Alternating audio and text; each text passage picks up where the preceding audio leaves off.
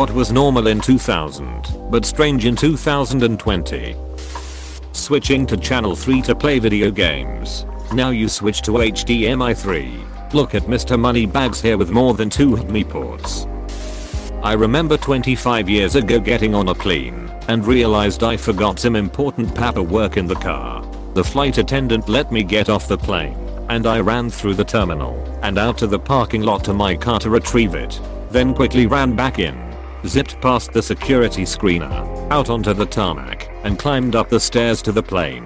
It was a rather small airport, so it took less than 5 minutes. But I doubt it'd be allowed to do that today. Haha, that reminded me, when I was about 16 I was flying alone for spring break to meet up friends. I had a stop for a few hours in Salt Lake City. Got off the plane, forgot there was a time difference lol. I was way on the other side of the airport when I heard last call for my name. I got over there after they pulled the chute away lol. They reloaded it and let me on no tics or paperwork or anything. I had left it on the plane haha. This was mid 1980s. I had them put the walkway back on a plane for me and about 5 other passengers when they moved the gates to the other end of the airport without announcing anything at the old gate. Having a school project to do and busting out the Encarta disc. My edition had a game in it with a joker in a castle. You had to answer questions to get out. It spooked me out back then. I had that one too. There was also a game about clicking musical instruments in their country of origin, and my favorite was the balalaika from Russia, and we would stand up and dance fast when we heard the music. T9 texting. Using Yahoo to search for things. Or repeatedly signing up for 15 free hours of AOL using a spoofed credit card number and a fake name. I used Ask Jeeves lol. Dogpile.com. Buying a stack of blank CDs so you can make your own custom mixes. Immediately shooting to the top of the popular group because you had Napster and a CD burner. And bonus points if you were extra like me and printed CD covers. Not freaking out when someone calls you out of nowhere or comes by your place without messaging first. Being pleased your new car had a CD player and a tape deck. Or getting one of those tapes that connected to a wire that plugged into the headphone jack of your Discman. If you didn't have a CD player, I still use one of these for my phone lol. Getting excited about receiving an email. When I got my first email address I had a friend sign me up for all this spam/c. I was sad I wasn't getting any email. The second-hand lines reboot nobody asked for. Printing out your route from MapQuest before leaving the house. Seems like there was one year where every car was guaranteed to have a MapQuest printout on the right front passenger seat. That was 2003 I think. Low security at airports. Waiting for your loved ones at the gate rather than the luggage pickup. I really miss this part. It was fun to give them that last hug as they boarded. Then wave as the plane took off. Rewinding movies when you're done watching them. Struggling to find a clean MP3 file of that new hot song to burn onto your CD. Meticulously kept in a binder with its peers. Having burnt CDs from your friends with no writing on them, but you know what songs are on it because you recognize CD just from its color. The one with the 3 scratches on top has all the Breaking Benjamin and the purple one has all the Eminem and Ellie. Bonus, if you had a breakup mix, I'm willing to bet MCR's I Don't Love You or Boulevard of Broken Dreams was on there. Saying .com at the end of everything because it was cool to do so. Whoa dude, that's so sweet. It's the bomb.com or summer sauce. I have a vivid memory from around 2000 of being at a fine dining restaurant with my family and my grandmother casually smoking a cigarette and dashing into a crystal ashtray and nobody batting an eye. Today I think you'd get arrested for smoking in a restaurant. At the very least you'd get kicked out by the manager. Smoking or non-smoking was the first question you were asked when entering a sit-down restaurant. My father. Every time. Extremely offended. Not having a cell phone. Having a few quarters on you instead. Oh. And a beeper. Frosted tips.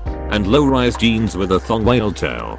You're gonna launch me into puberty all over again here.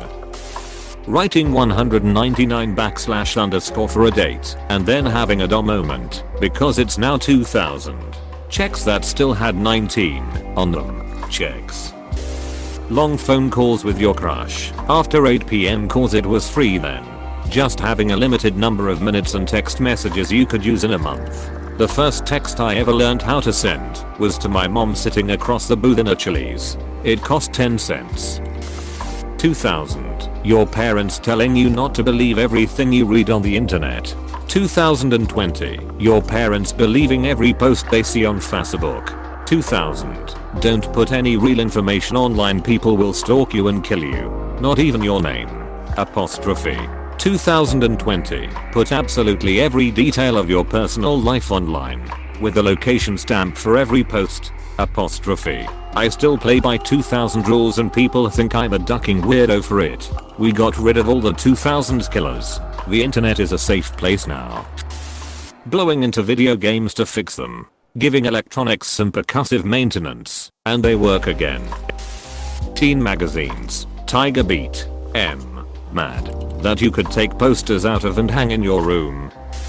Going to a brick and mortar store to obtain a movie to watch. It blows my mind that an independent video store in my area has been going strong since then, and even with the pandemic they are still in business. Must be a drug front.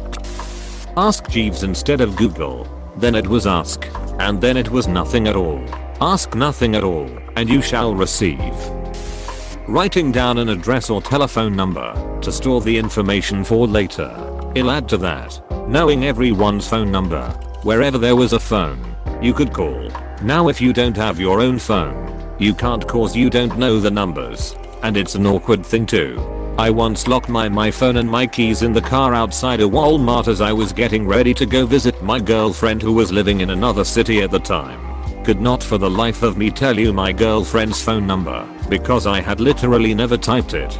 So I went into the Walmart. The kind customer service ladies let me use the phone to call the insurance company to send a locksmith. And then I had to call my mom, the only number one still have memorized, to tell her to call my girlfriend and let her know my heater would be changing. Technology is great but it leaves great big holes when it's not there. Bare bones HTML websites or sites specifically meant for sharing wallpapers. Edit. Keck, thanks for the award. Hamster dance.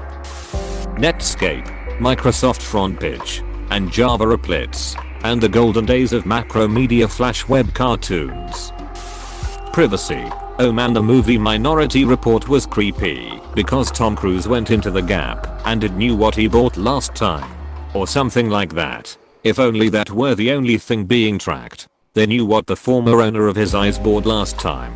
They assumed it was him because they identified customers with retinal scans. And yeah, it was really creepy. Still is. Coughing. I had the audacity to sneeze at the doctor's office recently. Every head whipped in my direction, you'd think it ripped the head off a kitten.